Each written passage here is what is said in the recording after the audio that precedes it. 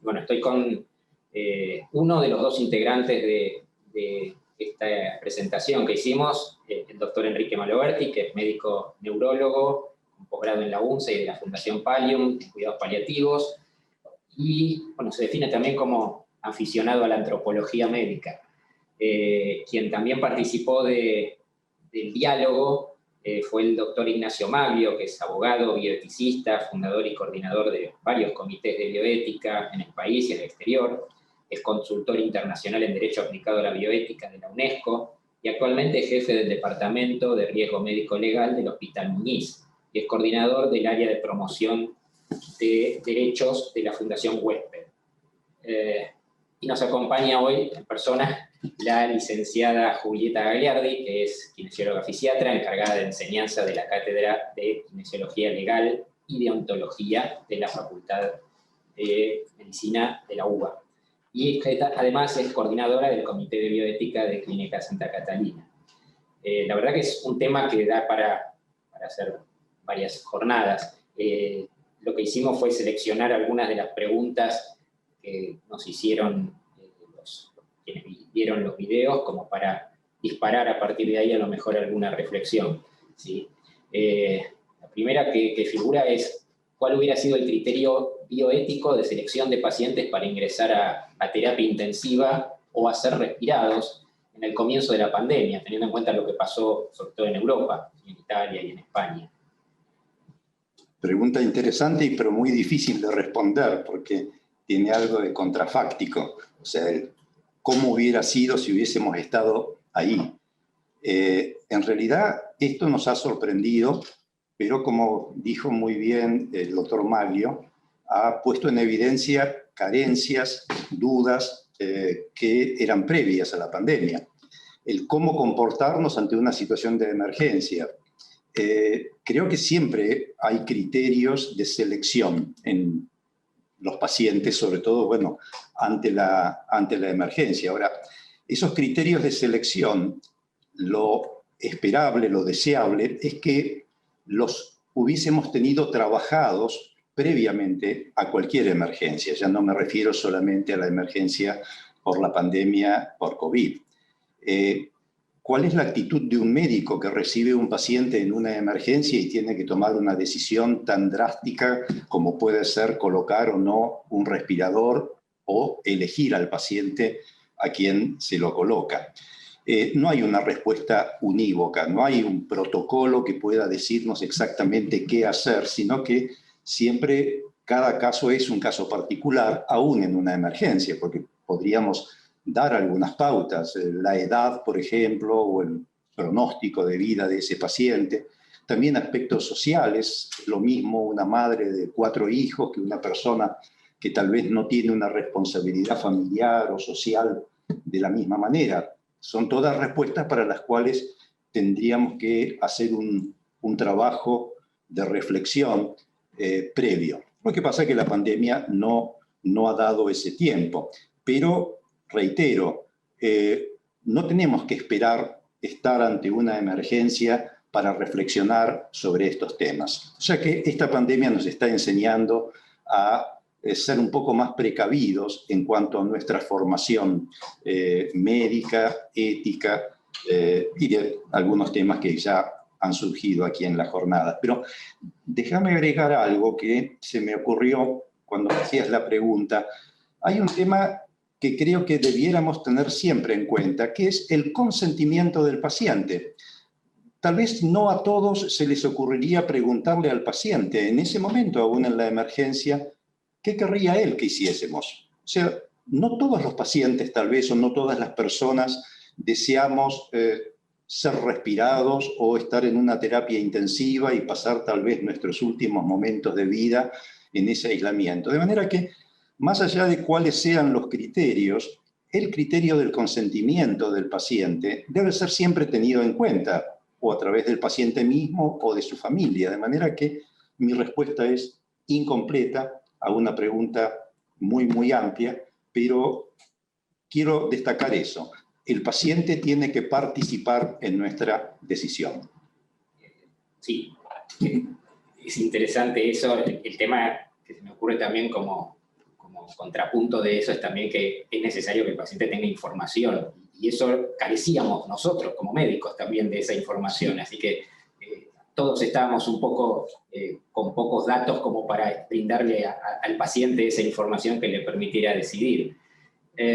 Perdón, el paciente, la información previa no es específicamente sobre el COVID en este caso o la emergencia, sino tratar de difundir en la población que todos idealmente debiéramos realizar nuestro testamento anticipado o consentimiento anticipado ante cualquier situación. Sí, ¿no? sin duda. De manera que eso facilita la toma de decisiones de los médicos, de las familias y demás, ¿no? Seguro. Preguntan también sobre si había discrepancias, es interesante esta pregunta, entre la ética individual y la ética comunitaria. En realidad sí, dependiendo del plano en el que hablemos de la discrepancia, porque seamos conscientes que nuevamente estamos ante una postura dualista, o lo uno o lo otro. O sea, la ética individual, la ética personal, pareciera que está en oposición con la ética colectiva o la ética de la comunidad, y no debiera ser así. Precisamente este dualismo es un problema de nuestro pensamiento moderno, de nuestro pensamiento contemporáneo, ¿no? Yo creo que evidentemente ha habido conflictos éticos entre una ética basada en el paciente, en la persona, y una ética basada en la comunidad. Todos lo hemos vivido, es decir, todos hemos formado parte de ese dualismo. Los que salíamos a correr a la noche un poco escondidas éramos un poco enemigos y atentábamos contra la ética de la comunidad. Y los extremos en los que se corre el riesgo de caer y que se ha caído, son esos extremos de ética individual, individualismo, ética colectiva, colectivismo. Cuando hablamos de ismos, todos lo sabemos, ¿qué pasa con el individualismo? Y el individualismo se transforma en egoísmo, se transforma en un criterio egocéntrico donde yo hago lo que yo quiero hacer y no tengo en cuenta el bien de los otros. Y la contrapartida, que es el colectivismo, la ética colectiva, corre el riesgo de anular a la persona, de anular al individuo, y se transforma en algo autoritario que yo impongo desde los estratos gubernamentales, ¿no? Los epidemiólogos en asociación a veces ilícita con los políticos, es decir, que toman decisiones por la comunidad. Ahora, si somos capaces de no llegar a esos extremos de individualismo versus colectivismo, y pensamos que la ética, siendo algo individual, es lo que Maglio citó a su padre, a Paco Maglio, cuando Paco decía, la ética es el otro. Y la ética individual tiene necesariamente que incluir al otro, porque yo soy el otro. Entonces, esa división ética personal versus ética colectiva creo que es una creación de nuestro pensamiento limitado. Nuestro desafío es la integración y poder ser éticos en lo personal y éticos en lo colectivo. Ignacio dijo algo muy importante, que es la compasión como un puente que de alguna manera abordaría ambos extremos, ¿no? Yo dejo una pregunta, si Robinson Crusoe era ético en su conducta o no. O sea, porque la ética necesita que haya testigos para que nos comportemos de determinada forma. Yo creo que no, o quiero creer que no, que uno puede ser ético consigo mismo aún en absoluta soledad. Tal vez Robinson Crusoe no hubiera hecho nada en esa isla que atentara contra su propia persona, siendo ético. No sé si lo respondí o me fui mucho por las ramas, pero es interesante creo la división de ética del pensamiento o de la acción. Exactamente, de eso se trata, sí. La otra pregunta que teníamos es, creo que la contestó en realidad, pero bueno, se la hago porque la había separado yo. Si la atención médica pedían una aclaración suya con respecto a que si la atención médica tenía que ser un derecho, pero no debía ser obligatoria. Yo creo que me estaba refiriendo a no imponer la asistencia médica, porque todos tenemos derecho a recibir asistencia médica, pero la pregunta ¿es obligatoria la asistencia médica? Si yo no quiero recibirla, tengo derecho a decir que no. Es el ejemplo de ingresar o no a una terapia intensiva, aceptar o no que se me coloque en respiración asistida, aceptar o no un tratamiento. O sea, yo querría ir a un concepto que es el concepto de autonomía, que es el que entra un poco en crisis en esta situación de la pandemia. La palabra autonomía, para los que les gusta la etimología, viene de autos y nomos. Autos y nomos es guiarse por la propia ley. O sea, una persona, un ser autónomo, se guía por su propia ley, que no siempre está en concordancia con la ley social. O sea, millones de ejemplos en la historia. Ahora, ese respeto por la autonomía, pero a la vez esa necesidad social de cumplir determinadas condiciones de vida, entran en colisión. Hay que desarrollar una mirada mucho más abarcadora para que eso no sea un conflicto, ¿no? Entonces, en la pregunta, o creo que estoy intentando aclarar algo que dije, que la asistencia médica no puede ser coercitiva. Y a veces ha sido así, porque en esta pandemia mucha gente ha sido obligada de alguna manera a morir en soledad, conectada a un respirador, lejos de su familia y a recibir un tratamiento. Pero esta crítica, creo que volvamos un poco al aporte de Nacho Maglio, cuando dijo, tratemos de no juzgar, sino de contemplar y de ver y aprender de lo que hemos vivido. No juzguemos, porque no sabemos qué hubiéramos hecho en cada situación como las que se han presentado. Justo en relación con eso nos llega un comentario que tiene que ver, que dice que nuestra vida ética como profesionales tiene que estar en concordancia con la voluntad del paciente. Exactamente. Es un poco en relación con eso. Aún cuando el paciente se equivoque. Eso es lo más difícil. Volviendo un poco, tal vez, a lo que fue nuestra experiencia, Julieta, ¿querés contar un poco qué dilemas o qué situaciones vivimos en la clínica? Y yo creo que sí, gracias por la invitación primero. Y sí, creo que el dilema o la situación más conflictiva con la que nos encontramos dentro de la clínica fue el intentar paliar o disminuir el impacto que tuvo el aislamiento social en nuestros pacientes. Tengamos en cuenta que dentro de nuestra población no podían muchos de sus pacientes o se veían limitados a la hora de realizar una comunicación virtual con sus familiares. Y bueno, ahí, y por otro lado, creo tomamos también conciencia de que la información médica que se le podía brindar a un familiar vía telefónica no iba a ser suficiente para que el familiar confiara en lo que le estábamos contando, o necesitábamos de alguna manera reforzar esta confianza que tenían las familias en nosotros. Y bueno, por suerte se trabajó rápido, se detectó rápidamente esto y todo el equipo asistencial actuó de manera muy empática con nuestros pacientes y empezaron enseguida a sacar fotos, tomar videos, los cuales se canalizaban a través del equipo de comunicación y se hacían llegar a las familias. Y por otro lado, con los pacientes que podían hacerlo, se establecían videollamadas. Y esto fue todo un cambio, creo, de paradigma muy grande que incluso vamos a tener que analizar, me parece, más adelante, porque el espacio tan privado que tenía antes del familiar con el paciente en la hora de la visita, ahora tenía un testigo más, que era el terapeuta que estaba acompañando y facilitando esta conversación. Eso creo que es una de las cosas que vamos a tener que aprender. Supongo que los vínculos se vieron fortalecidos a nivel alianzas terapéuticas, ¿no? Y por otro lado, bueno, el gran dilema también que tuvimos, o la otra situación que tuvimos que acompañar, que es en consonancia un poco con lo que menciona Magnio en el Muniz, que se hizo en el Muniz fue en los casos en los cuales los pacientes se encontraban en situaciones de final de vida, y que bueno, también implementamos todo un protocolo para que los familiares pudieran estar, acompañar o despedirse de su familiar internado y de alguna manera pudieran tener un cierre de lo que fue la internación, todo el proceso de la enfermedad del paciente, y no se terminaban convirtiendo en, como dice él, desafortunadamente muertos desaparecidos en pandemia, ¿no?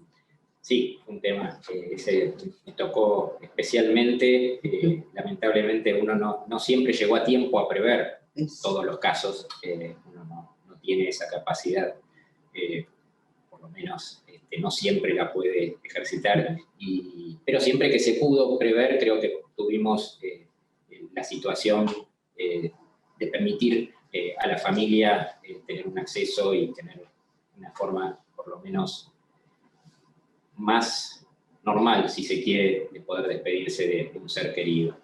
La verdad que es un tema que es importante, que creo que va a dejar mucho para hablar post-pandemia también, que muchas de las conductas que tuvimos nosotros las tendremos que revisar después y seguiremos discutiendo mucho seguramente. Yo les agradezco la presentación, al doctor Maglio también, que participó del diálogo con el doctor Maloberti. Estamos ya llegando al final de estas jornadas. Fueron jornadas interesantes, con muchas adversidades en su formación, y el esfuerzo de todos los integrantes de la clínica permitió que esto se pudiera hacer. Nos ayudaron a esto los sponsors, que sin ellos hubiese sido muy difícil, a lo que le agradecemos mucho.